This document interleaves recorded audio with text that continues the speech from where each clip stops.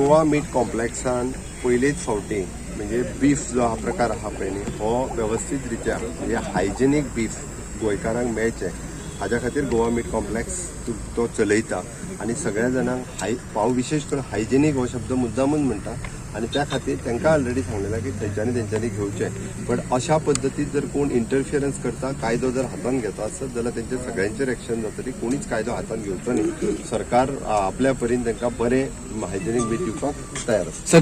They claim that they are being harassed. I don't think they are being harassed. I think the issue is primarily whether to bring beef from outside the state or whether to patronize the Goa Meat Complex, which is supplying hygienic beef to the people. नक्कीच दिसता sir तुमकां म्हज्या वजान सीएमान perfect stand घेतला कोणाक कायदो हातान घेवपाक दिवपाचें ना कोणाचें कितें ग्रीवन्सीस जातलें तांणी पुलिसांक कंप्लेन केली गरज ना पुलीस म्हज्या वजान एसजीपीडीए मार्केटींग प्रॉब्लेम काल थंय जाल्ले पळय कोणे तरी कितें प्रॉब्लेम जालो पुलिसांनी सांगलां आमी थंय पिकेट करतले म्हणून कालच सांगलां ना.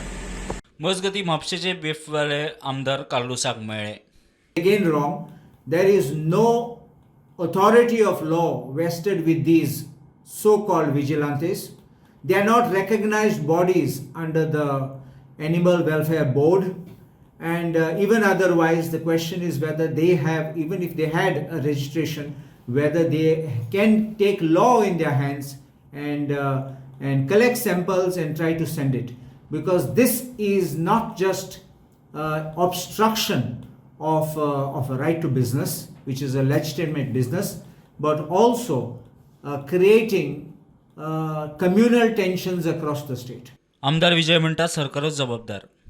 Calculated move from the government. From what? Of what? About beef. 100%. It's always the case.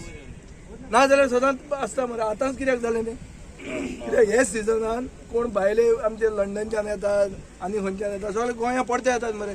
Bureau report prudent.